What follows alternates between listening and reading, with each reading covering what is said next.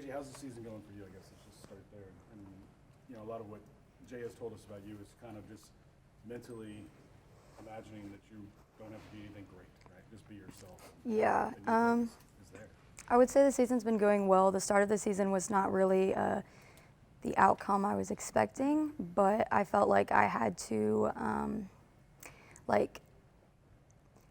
compete against the person I was last year and be equal to what I was competing as of last year. Yeah. So have you kind of gotten past that, and you feel like? Yeah. My uncle actually made a comment to me that when he was watching my routines and watching me out on the floor, he said I looked so dead. I looked like I wasn't happy to be here. He was saying that I wasn't smiling enough, and so he kind of just told me just to relax and then just do my regular gymnastics and try to look like I'm having fun, which I am having fun, but sometimes I get too much in my head, and so it just, I have a straight stone cold face, and so it doesn't really look like I'm having fun, even though I am. And so I was just overthinking everything a lot, even though I only do 2 events. I was putting so much pressure on myself, and that was just affecting my outcomes. Pretty intense. Yeah. Was it because of the injuries that you felt like you had to perform at a higher level? Or? No, it was just from all of the fans I had.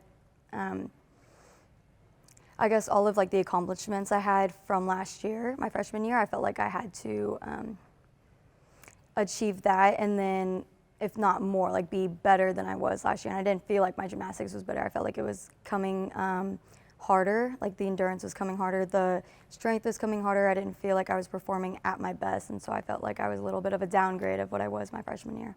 You feel like the team's kind of settled into who they are now right this year? Yeah. Kind of just figured it out? Yeah, it was hard to overcome all of the injuries that we had occurred, and there are still some small injuries here and there that all of us kind of have to manage, but I think our team is doing a good job of setting the injuries to the side and just focusing on doing us, and our motto is the climb, so we're just constantly climbing one step a little more every competition. But complimenting each other as well, everybody kind of figured out who they're supposed to be and no one has to overachieve kind of. Right, yeah.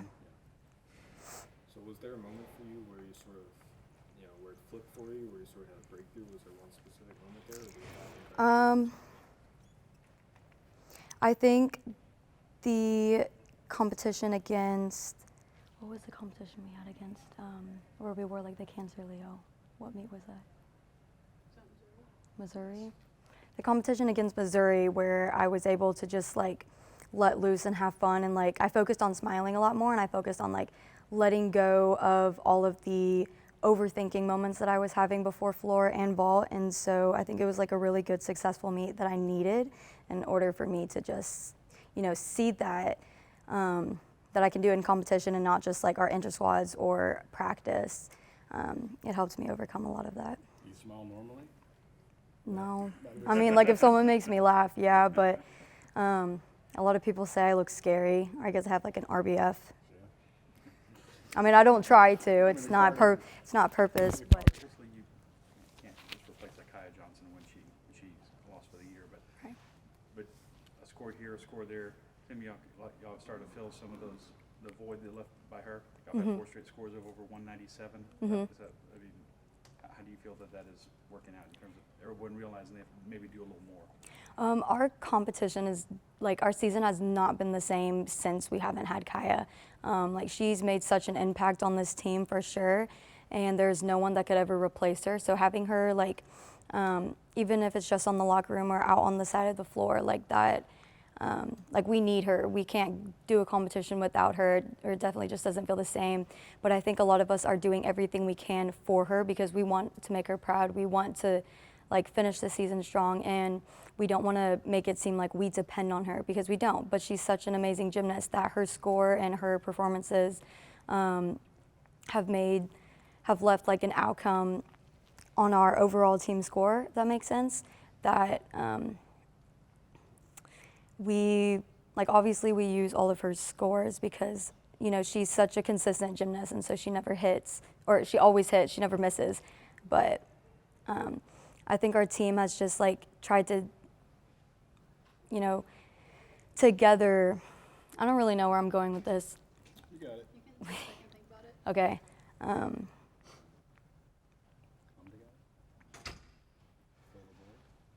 Yeah. But collectively, y'all have tried to do what she did. Exactly. A good score.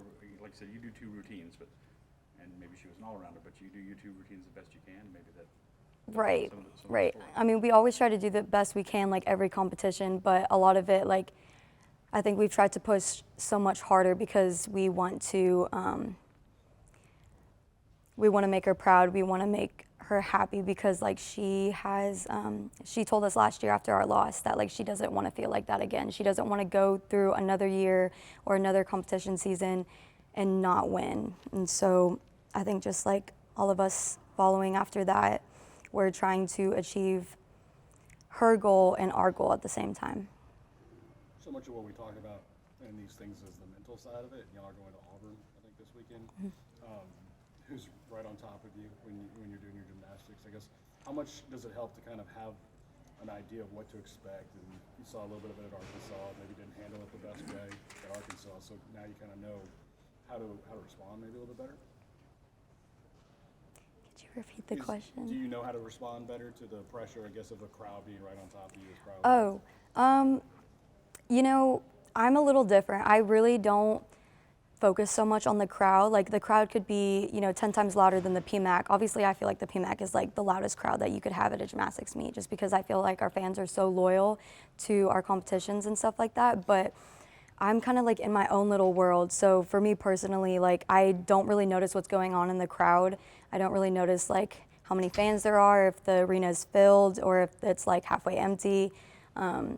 I kind of just get into my own little headspace and I just focus on my skills and my routines and then my breathing, my mottos, my cues, anything that I need to help me get through the routine. Are we adding smile to your motto now? Yeah. One more for KJ. Are you looking at potentially upgrading from your vault from a full to a double, or are you just more focusing on training the vault? I've been more focused on the landing of the Yurchenko full. I do, like, the end goal is to have a 10-0 start value vault. But that hasn't been like a huge main focus just because it's been hard. We've been having to like save bodies, just because we have a lot of injuries and a lot of people that are out completely. And so the main focus right now has been to stick the landing and then do anything possible to help me get a 995 instead of shoot for something that could get me a 10, but I'd have more deductions on because I haven't perfected it.